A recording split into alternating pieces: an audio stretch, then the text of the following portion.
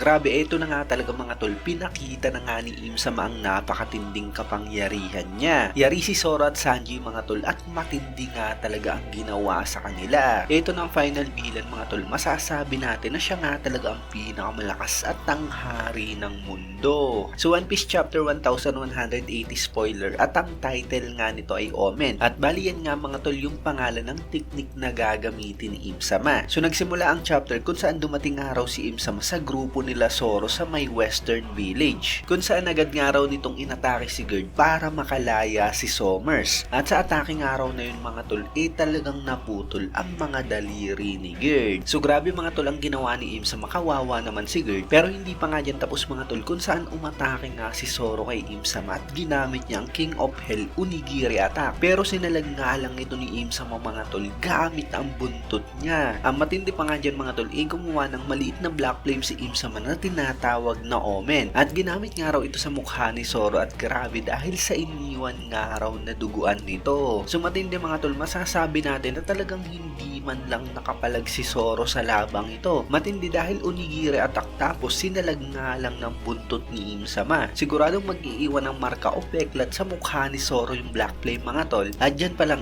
masasabi natin na talagang malayo nga ang agwat mga tol ni Im Sama sa mga straw hat. At nakakasigurado nga rin ako na sa mga puntong ito mas malakas nga si Im Sama kay Luffy. Alam nyo yun, baka magmukhang sa Baody Arc ang mga mangyayari dito sa Elbap. Anyway, nirevive daw ni Im Sama si Sommers gamit ang teknik niya na Omen. At gumawa nga raw ng Black Wing si Im Sama sa likuran niya at lumipad na nga raw ito. So wala namang pinatay si Im Sama mga tol, kaya ang mangyayari dito si Sommers na nga ang kalaban nila Zoro. Pero maaring mas malakas na nga si Sommers ngayon mga tol kung ikukumpara natin nung una. Kaya baka mahirapan nga talaga sila Zoro mga tol. Anyway, dumating naman daw si Im Sama sa grupo nila Sanji. Kung saan na-revive nga rin daw nito si Killingham gamit ang Omen. Sinipa nga ni Sanji mga tol si Im Sama pero nasalag nga rin ito mga tol gamit ang binte. At mula nga dyan, sinipa nga rin ni Im Sama mga tol si Sanji na may kasamang Black Flame at isang napakatinding pagsabog raw yung nangyari. Grabe mga tol, talagang hindi nga pinapalag ni Im Sama ang wings ni Luffy. Si Zoro at Sanji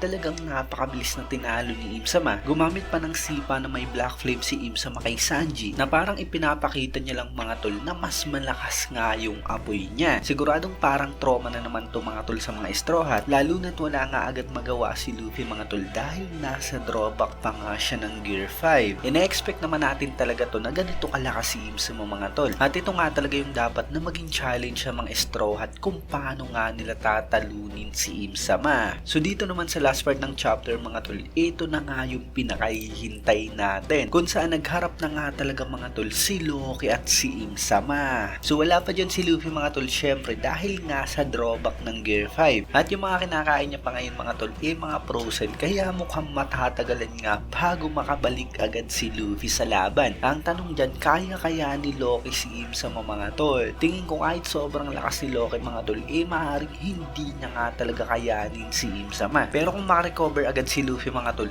siguradong napakatinding laban yung mangyayari. Pero sa ngayon talagang kailangang tatagan ni Loki hanggang sa makarecover nga ang bida natin. Makikita natin yung buong lakas ni Loki sa labang ito. Pagkakataon niya na nga para ipagkikanta ang tatay niyang si Harald. Although hindi niya pa nga alam na yung si Im Sama maikagagawa ng lahat, pero maaaring sabihin nga rin sa kanya mga tol at kung ganun siguradong magwawala nga dyan si Loki. Wasak talaga ang Elba pag nagkataon at siguradong ito na nga yung pinakamatinding laban na makikita natin sa kwento. So baliin nga lang mga tol ang nilalaman ng spoiler natin. Wala tayong break next week kaya kung nagustuhan nyo nga ang video to, huwag nyo sana kalimutan mag-iwan ng like dahil napakalaking tulong nito para sa ating channel. At yun, maraming salamat sa inyong panunod at mag-iingat kayo palagi.